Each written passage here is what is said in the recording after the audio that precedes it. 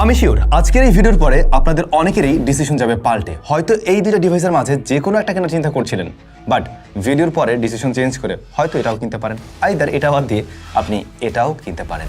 কথা বলছিলাম Redmi Turbo 4 pro এবং রেডমি K80 নিয়ে। এই দুটো স্মার্টফোন রাইট নাও প্রায় সিমিলার প্রাইস পয়েন্টেই পাওয়া যায়, কাছাকাছি দাম বলা যেতে পারে, এবং দুটোই পারফরমেন্স সেন্ট্রিক ডিভাইস। অর্থাৎ যারা গেমিংয়ের জন্য কোনো ডিভাইস কিনতে চাচ্ছেন বা পারফরমেন্সের জন্য, তাদের জন্য বেস্ট কোনটা।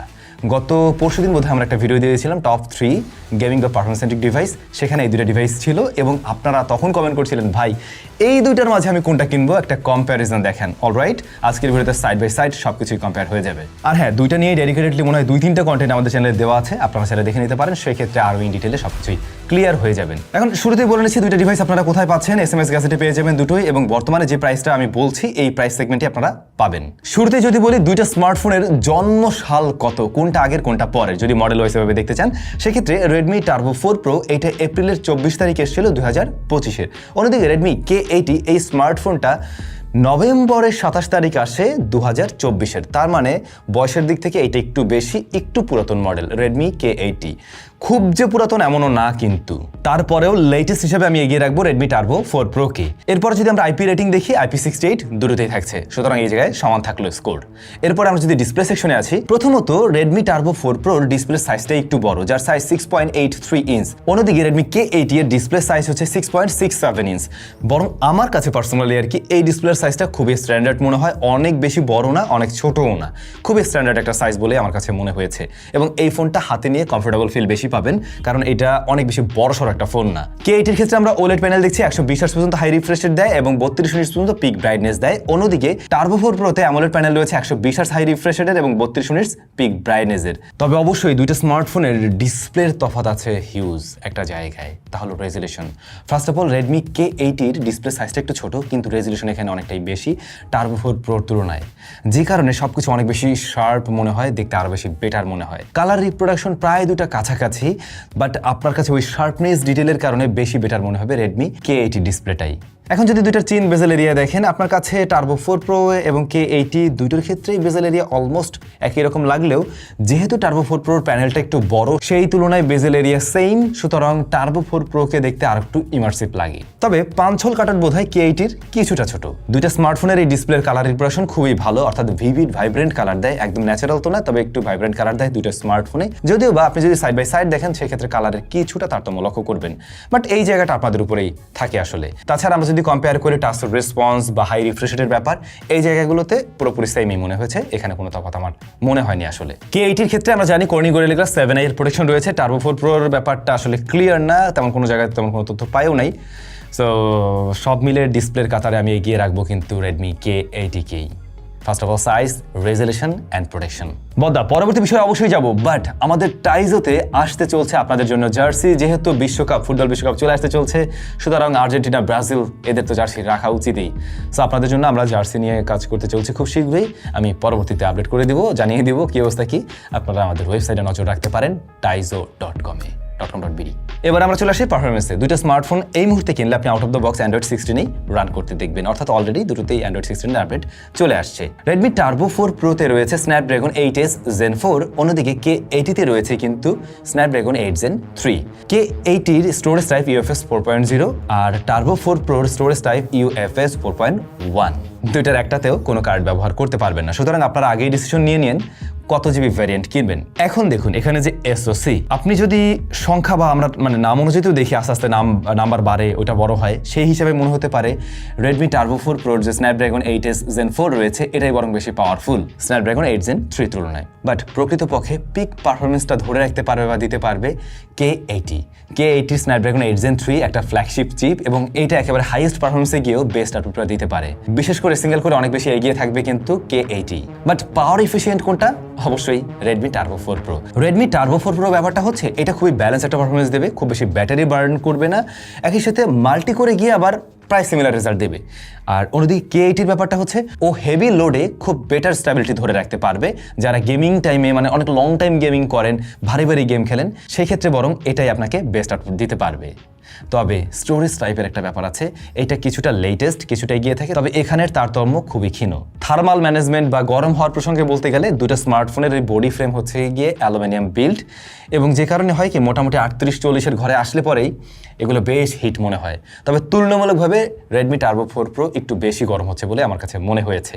1 ডিগ্রি তফাৎ এরকম আর কি, খুব বেশি যে এমনটাও নয়। কিন্তু দুঃখজনক হলেও সত্যি এই দুটো স্মার্টফোনের হিসাব অনুযায়ী K80-র ব্যাটারি বেশি বার্ন করার কথা, যেটা আমি বললাম এসএসসির ক্ষেত্রে। বাট টার্বো 4 প্রো কেন যেন বেশ বড়সড় ব্যাটারি নিয়েও তুলনামূলকভাবে একটু বেশি বার্ন করছে। যাই হোক, পারফরমেন্সের জায়গাটা আমি অবশ্যই রেডমি K80-কে এগিয়ে রাখছি। দামের প্রসঙ্গে বলছিলাম, K80-র বর্তমান দাম SMS গ্যাজেটে রয়েছে 37,999 টাকা এবং টার্বো 4 প্রোর বর্তমান দাম রয়েছে 36,499 টাকা। তার মানে আমরা 1500 টাকার একটা গ্যাপ দেখছি।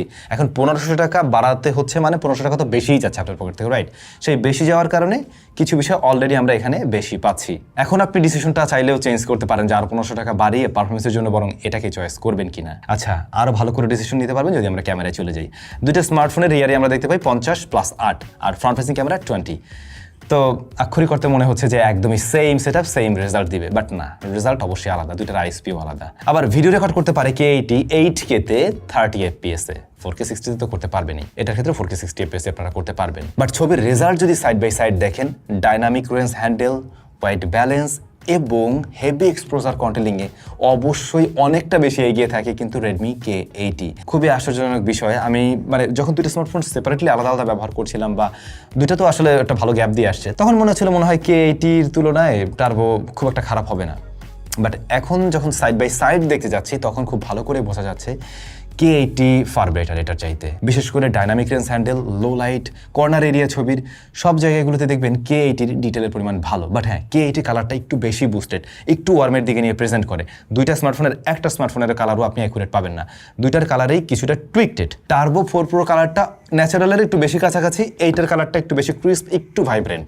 যদিও আমার মনে হয় ম্যাক্সিমাম মানুষই কালারের দিক থেকে এগিয়ে রাখবে রেডমি K80-কে। তবে আপনারা যে জায়গায় এগিয়ে রাখুন আর না রাখুন, আমি বলবো ডিটেল অ্যান্ড ডাইনামিক রেঞ্জের জন্য অবশ্যই বেটার রেডমি K80, এবং সেটা লো লাইটেও। এই ছবিটা যদি লক্ষ্য করেন, যেখানে আমরা লাইট দেখতে পাচ্ছি এবং লাইটটা টোটালি ব্লোন আউট করে ফেলছে কিন্তু টার্বো 4 প্রো। অন্যদিকে K80 সেটাকে খুব সুন্দরভাবে ব্যালেন্স করার ট্রাই করছে, একই সাথে অন্য লো লাইট এরিয়াগুলোকেও সুন্দরভাবে প্রেজেন্ট করতে পারছে। কন্ট্রাস্টের পরিমাণ রেডমি K80-তে একটু বেশি। এই ব্যাপারটা আপনাদের কাছে কেমন লাগবে আমি ঠিক জানি না, কমেন্ট করে জানাবেন। এবার যদি পোর্ট্রেটে চলে আসি, পোর্ট্রেটের ক্ষেত্রে আমরা দেখতে পাই দুইটার মাঝে একটু তারতম্য রয়েছে।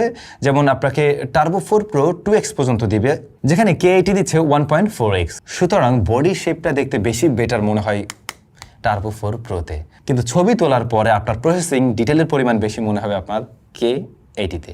ইভেন আপনি যদি জুম করেও পরে দেখতে যান সমান সমান করে, সেক্ষেত্রে আপনার মনে হবে K80 এখানে এগিয়ে থাকছে। তবে K80-র ছবিতে একটা ব্যাপার নোটিসেবল, ও যেটা করে ফেসকে একটু মানে হালকা একটু চিকন করে ফেলে, যেটা মনে হলো। এই ব্যাপারটা অনেকের কাছে ভালো লাগতেও পারে, আপনার প্রসেসিং একটু এরকম মনে হয় আর কি। বাট স্টিল আমি পোর্ট্রেটেও এখানে এগিয়ে রাখবো রেডমি K80-কে। এরপর যদি আল্ট্রাওয়াইডে যাই, সেখানেও আমরা সিমিলার ব্যাপার লক্ষ্য করছি, অর্থাৎ রেডমি K80-র ছবিতে একটু বেশি কন্ট্রাস্টি এবং এটা ডাইনামিক রেঞ্জেও তুলনামূলকভাবে বেটার, হাইলাইট ব্যালেন্সও বেটারভাবে করতে পারছে, যেখানে টার্বো 4 প্রো আবারও একটু পিছিয়ে পড়ছে। ফ্রন্ট ফেসিং ক্যামেরায় প্রায় সিমিলার রেজাল্ট দেয়, বাট ওই যে দুইটার আইএসপি একটু ভিন্নতা হওয়াতে আপনার কালারের একটু ডিফারেন্স লক্ষ্য করবেন, প্লাস শার্পনেস ডিটেলও আবারও এগিয়ে যায় রেডমি K80। কিন্তু এখানে আরও দুইটা বিষয় দেখার আছে, যে কারণে রেডমি টার্বো 4 প্রো আবার একটু এগিয়ে থাকবে। যেমন এইটা মানে অতিরিক্ত ব্রাইট করে ফেলে না, K80 একটু ওভার ব্রাইট করে ফেলে। চাইনিজ ফোনগুলোতে যে ব্যাপারটা আমরা লক্ষ্য করি, ফেসকে বেশি প্রায়োরিটি দিয়ে ওইটাকে একটু আর্টিফিশিয়াল করে ফেলে, ওই ব্যাপারটা আপনি খেয়াল করবেন।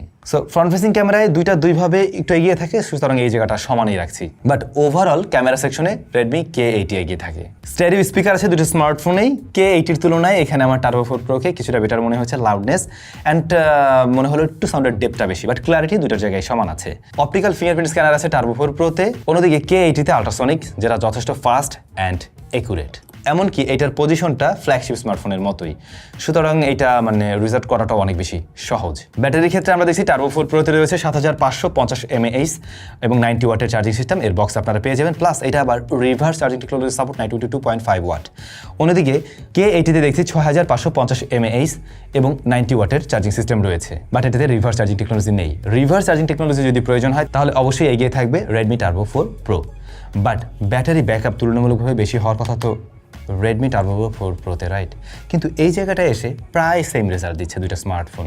অর্থাৎ K80-র ব্যাটারি তুলনামূলকভাবে একটু ছোট হওয়া সত্ত্বেও রেজাল্টে গিয়ে দেখা যাচ্ছে প্রায় দুইটা একই রকম রেজাল্ট দেয়। মানে টার্বো 4 প্রো ওকে বিট করতে পারছে না, বাট সিমিলার জায়গায় থাকে। তবে যেহেতু ও 22 ওয়াট আউটপুট দিতে পারে রিভার্সলি, তো এই জায়গায় আমি না হয় ওকেই এগিয়ে রাখলাম। এর বাইরে দুইটা স্মার্টফোন একদম প্রপারলি ওয়ার্ক করছে। আরও ছোটখাটো অনেক বিষয় থাকে, যে বিষয়গুলো আপনারা আমাদের যদি ফুল রিভিউ দেখে নেন তাহলে আরও ইন ডিটেলে ক্লিয়ার হয়ে যাবেন।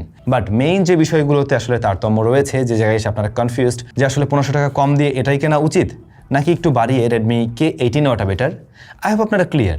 দেখুন, আমি একদম যদি ক্লিয়ারলি বলি, আপনার যদি ক্যামেরাতে একটু বেটার রেজাল্ট দরকার হয় এবং একদম মানে এই বাজেটের টপেস্ট পারফরমেন্স ফোনেই চান, সেই ক্ষেত্রে আপনি K80টাই দেখতে পারেন। কিন্তু এটাও মাথায় রাখবেন, এই ফোনটা কিন্তু একটু পুরাতন মডেল। অন্যদিকে টার্বো 4 প্রো সে হচ্ছে গিয়ে একটু ব্যালেন্স টাইপের, এই জায়গার মধ্যে একটু ব্যালেন্স, প্লাস আপনি এটা দিয়েও চাইলে গেমিং টেমিং করতে পারবেন। ইভেন এটাকেও আমরা পারফরমেন্স সেন্ট্রিক ডিভাইস হিসেবেই কনসিডার করি এরকম প্রাইস সেগমেন্ট থেকে। আবার দামও কিছুটা কম রয়েছে। এবারে ডিসিশনটা আপনারা নিজেরাই বুঝে শুনে ওভাবে নেন। তবে সত্যি বলতে দুটো স্মার্টফোন হাতে নিয়ে ধরতে গেলে দুটোই বেশ ভালো লাগে, বাট প্রিমিয়ামনেসের জায়গায় একটু K80টা এগিয়ে থাকে। আপনাদের কাছে এই দুইটা স্মার্টফোনের মাঝে কোনটা বেশি ভালো লেগেছে কমেন্ট করে জানাবেন, এবং কে অলরেডি এই দুইটা ডিভাইস ব্যবহার করছেন আপনাদের অভিজ্ঞতাগুলো শেয়ার করতে পারেন। সেক্ষেত্রে অন্য যারা ভিডিওটি দেখে তাদের কিন্তু ডিসিশন মেক করতে অনেক বেশি সুবিধা হয়। ভালো থাকুন, দেখা হচ্ছে স্যামসাংয়ের নতুন কোনো ভিডিওতে।